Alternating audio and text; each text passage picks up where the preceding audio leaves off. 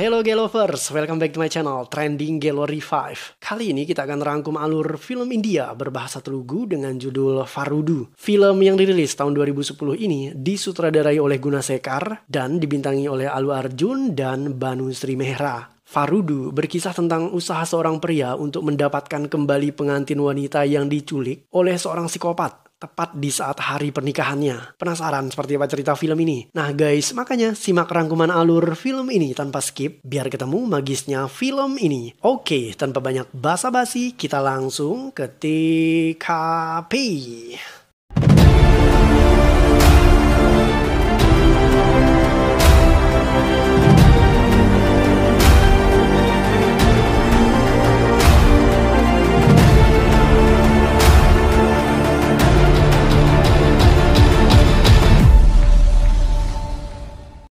Film ini diawali dengan adegan di mana seorang gadis bernama Nisa sedang berada di lapangan basket. Nisa sesumbar dengan membuat sebuah sayembara. Siapapun yang bisa mengalahkan tim basket andalannya, maka ia siap mencium pemuda itu.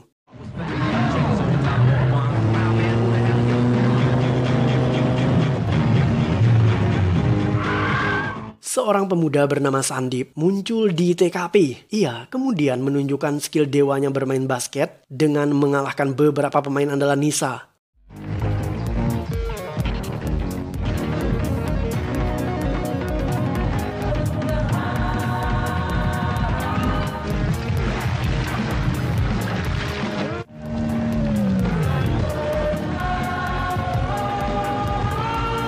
Nisa menepati janjinya. Ia menghampiri Sandip dan bersiap untuk menciumnya. Tetapi Sandip menolak. Sandip mengatakan bahwa ciuman harus datang atas nama cinta, bukan karena kalah taruhan semata.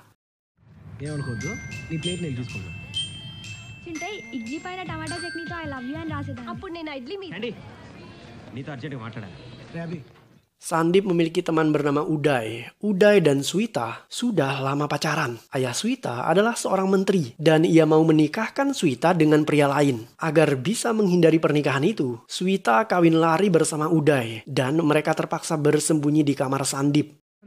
అవును సార్ ఏం గొడవలు అవుతాయోనని టెన్షన్గా ఉంది డాడీ చెప్పారు కూర్చో Sandip menemui ayah Swita. Sandip memberitahu ayah Swita terkait perihal Swita dan Uday. Ia meminta ayah Swita untuk merestui hubungan mereka. Pada awalnya sang ayah tidak setuju. Tetapi ia pada akhirnya mau merestui hubungan itu. Let's go. Come fast. Oh my god. నువ్వేనా పెళ్లి పెద్దవి sir Hey, good morning. ఏంటి సడన్ గా నా పబ్లిసిటీ మీద ఎంత ఫోకస్ పెట్టారేంటి Sandy. Orang tua Sandip akan menguliahkan Sandip ke Amerika. Agar Sandip tidak kesepian di luar negeri, mereka berniat mencarikan pengantin wanita untuk Sandip. Sandip tidak keberatan untuk menikah. Hanya saja ia belum punya kekasih. Menurut Sandip, ia siap dinikahkan dengan jodoh pilihan kedua orang tuanya.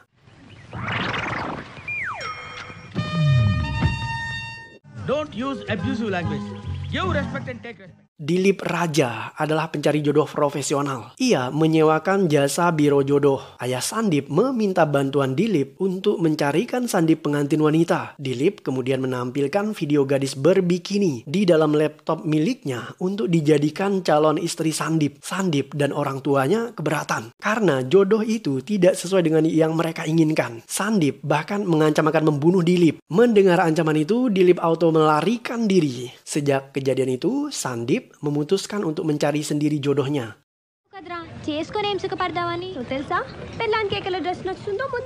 అరేంజ్డా మరి మీ mother father మధ్యన అండర్స్టాండింగ్ ఎలా Sandip adalah pemuda yang percaya akan adanya cinta sejati, tetapi sayangnya ia belum pernah merasakan jatuh cinta. Sebenarnya Sandip sudah berusaha untuk mencari jodohnya, namun ia gagal menemukan wanita yang bisa membuat ia jatuh cinta. Karena susah menemukan pasangannya, kakak ipar Sandip kemudian menjodohkan Sandip dengan seorang gadis. Sandip diminta untuk melihat foto gadis itu, tetapi ia dengan sengaja tidak mau melihatnya agar rasa penasaran dan sensasinya menjadi lebih seru. Sandip hanya ingin melihat wajah istrinya tepat di saat hari pernikahan. Sandip melakukan itu karena ia ingin seperti neneknya. Ketika menikah, sang nenek juga dijodohkan oleh orang tuanya dan ia tidak pernah melihat wajah calon pengantin pria sebelum hari pernikahan. Terbukti cinta nenek Sandip awet hingga maut memisahkan. Nah, Sandip berharap kisahnya akan seperti kisah neneknya. Ternyata tidak hanya Sandip yang tidak mau melihat wajah calon pengantinnya. Menurut kakak ipar Sandip, calon istri Sandip juga tidak mau melihat foto Sandip sebelum hari pernikahan tiba.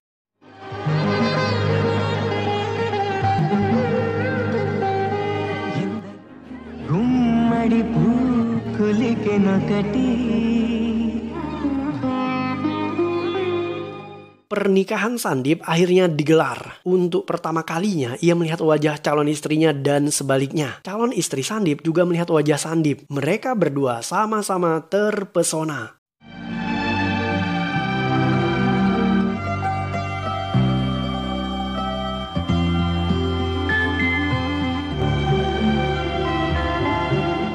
Calon istri Sandip adalah seorang gadis cantik yang bernama Dipti. Ia dan Sandip jatuh cinta pada pandangan pertama. Ketika acara ritual pernikahan akan segera disempurnakan, mendadak terjadi sesuatu yang mengerikan. Gedung resepsi roboh dan Dipti diculik. Mereka membawa lari Dipti dengan sebuah minibus berwarna hitam dan nomor kendaraannya dipalsukan. Sandip berusaha untuk mengejar menggunakan sepeda motor. Tetapi penculik tadi menembak Sandip. Tembakan itu meleset dan justru mengenai sebuah mobil truk besar yang mengangkut bahan bakar. Mobil tadi terguling dan meledak. Beruntung, Sandip berhasil selamat. Sang penculik bahkan sempat menunjukkan wajahnya dan berkata,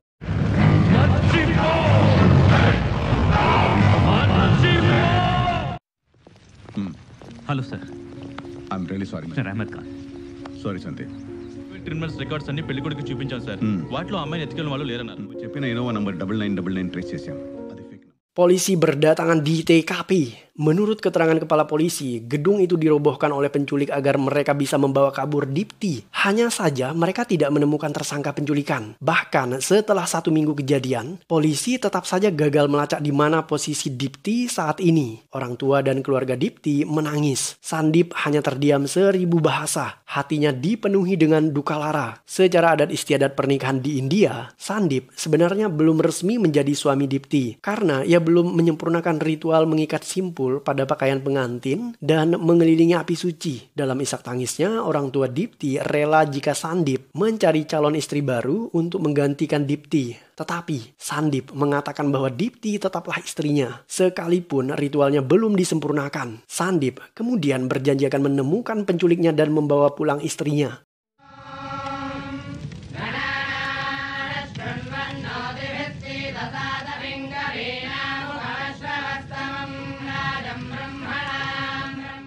Sandip akhirnya berangkat mencari Dipti. Di tengah perjalanan, ia justru diincar oleh sebuah truk besar yang ingin membunuhnya.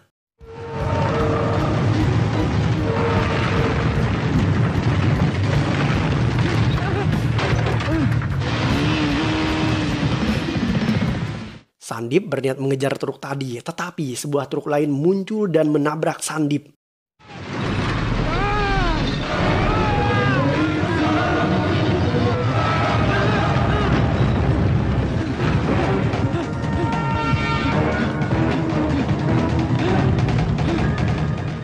Sekalipun diancam oleh bahaya, Sandip tidak menyerah dan ia tidak pernah putus asa. Sandip menanyakan Dipti kepada orang-orang dengan menunjukkan fotonya. Tetapi tidak ada seorang pun yang mengenali Dipti di kota itu. Dalam pencariannya, Sandip secara tidak sengaja bertemu dengan wanita yang disiksa oleh seorang pria. Wanita ini bernama Sindu, dan Sindu diancam akan disiram menggunakan air keras oleh seorang pria yang bernama Gopal. Sandip menghentikan aksi bejat Gopal. Ketika Gopal melihat Sandip, ia ketakutan dan segera melarikan diri. Sandip mengejarnya, namun Gopal menghilang di telan keramaian. Ternyata Sindu adalah teman Dipti. Ia diancam oleh Gopal agar tutup mulut terkait kasus penculikan itu, karena Gopal adalah kaki tangan sang penculik. Sindu berterima kasih kepada Sandip. Ia akhirnya mau buka suara. Sindu mengatakan bahwa kemungkinan penculik Dipti adalah seorang pria bernama Diwakar. Diwakar adalah pemain teater yang cukup populer. Suatu hari Sindu dan Dipti menonton pertunjukan Diwakar. Dan di sanalah Diwakar bertemu dengan Dipti. Diwakar langsung jatuh cinta pada pandangan pertama. Ia tergila-gila kepadanya dan mulai membuntuti Dipti. Diwakar adalah seorang psikopat pemuja setan. Saat bertemu dengan Dipti,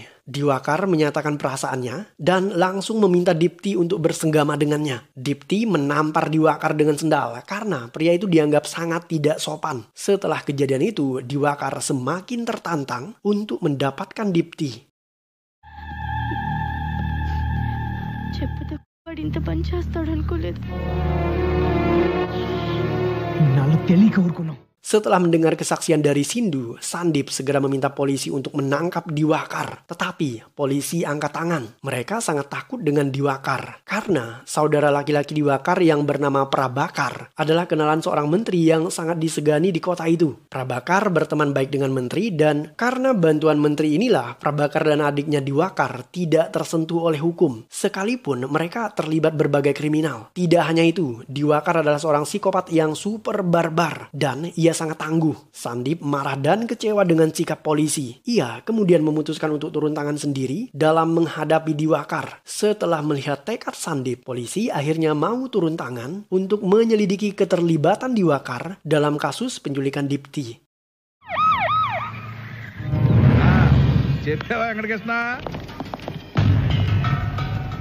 Polisi akhirnya menggeledah rumah Diwakar. Mereka curiga ketika menemukan sebuah ruangan terkunci. Diwakar enggan membuka ruangan itu sekalipun ia dipaksa oleh polisi. Ia justru mengusir paksa para polisi tadi. Ketika polisi pulang, Diwakar justru mengejar para polisi tadi dan menabrak mereka.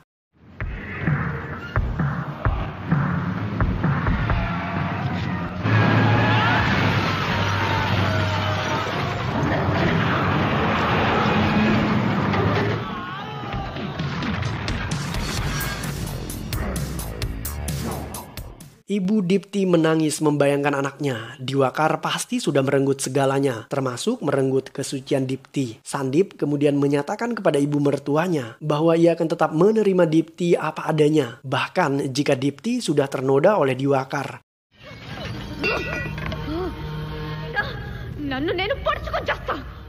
Diwakar berniat memperkosa Dipti, tetapi Dipti melawan dengan memecahkan kaca lemari dan mengancam akan bunuh diri jika Diwakar berani menyentuhnya. Diwakar tidak bisa memaksa. Ia tidak rela gadis idamannya terluka. Diwakar bahkan masih berharap suatu saat Dipti akan berubah pikiran dan mau menikmati cinta satu malam bersamanya.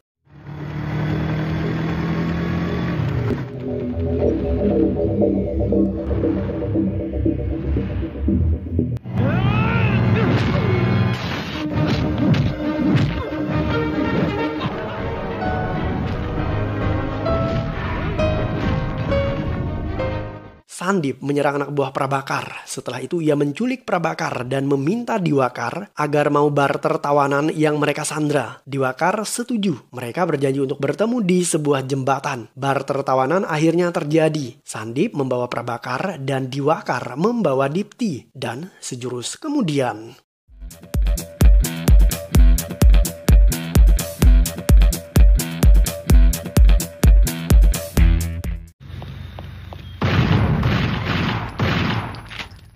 Diwakar menembak Prabakar berulang kali hingga tewas. Ia melakukan itu karena Prabakar pernah meminta Diwakar untuk berbagi Dipti dengannya. Sama seperti Arjuna yang berbagi istrinya Drupadi kepada saudara-saudaranya. Diwakar tidak terima. Itu sebabnya ia membunuh Prabakar. Jiwa psikopat Diwakar kembali bergejolak. Kali ini ia ingin merebut kembali Dipti dari Sandip. Karena peluru pistolnya habis, Diwakar menyerang Sandip dengan membawa preman sekampung. Tetapi Sandip segera menggendong Dipti dan mereka terjun ke dalam sungai. Anak buah Diwakar terus mengejar. Tetapi jumlah mereka kini hanya sedikit karena mereka berpencar. Tak lama setelah itu pertarungan terjadi dan tidak sulit bagi Sandip untuk melumpuhkan mereka.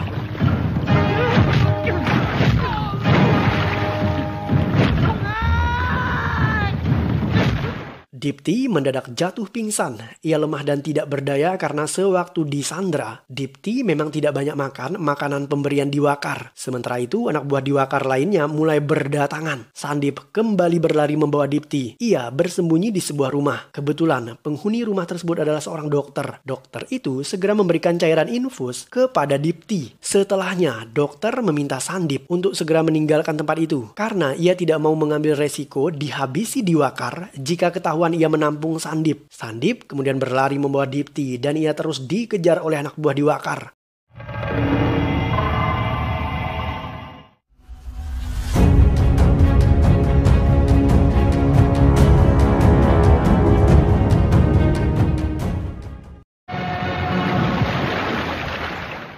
Sandip berhasil kabur dengan meluncur dari atas bukit. Ia menyembunyikan Dipti di suatu tempat dan membelikan makanan kepadanya. Setelah pulih tenaganya, Dipti dengan sepenuh hati mencium suaminya Sandip.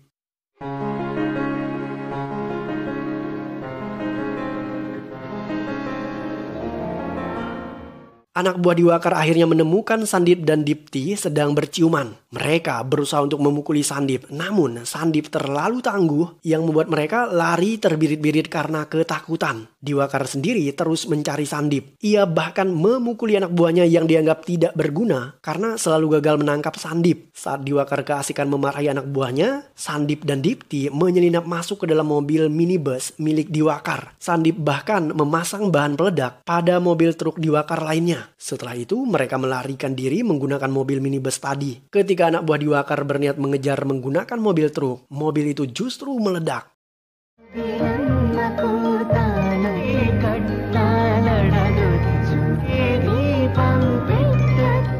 Pernikahan Sandip dan Dipti kembali digelar. Kali ini ritualnya berjalan sempurna. Sesaat setelah pernikahan selesai, Diwakar hadir di TKP. Ia terlambat untuk menghentikan pernikahan itu. Tetapi Diwakar berjanji akan berbulan madu dengan Dipti setelah ia membunuh Sandip. Setelahnya, mereka berdua terlibat duel 1 lawan 1.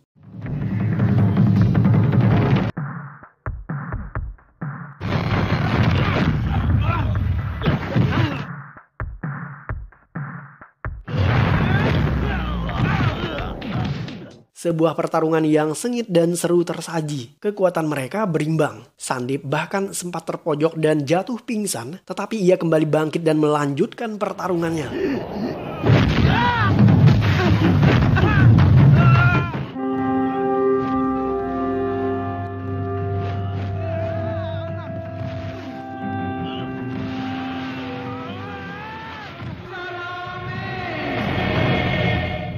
Seakan tidak puas bertarung di atas tanah, mereka berdua naik ke atas sebuah gedung.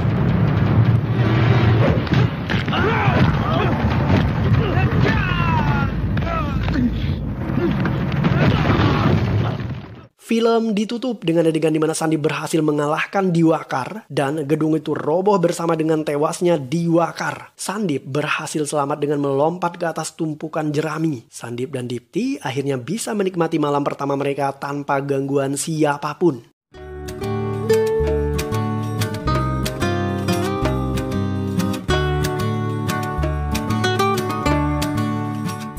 Dan film pun berakhir.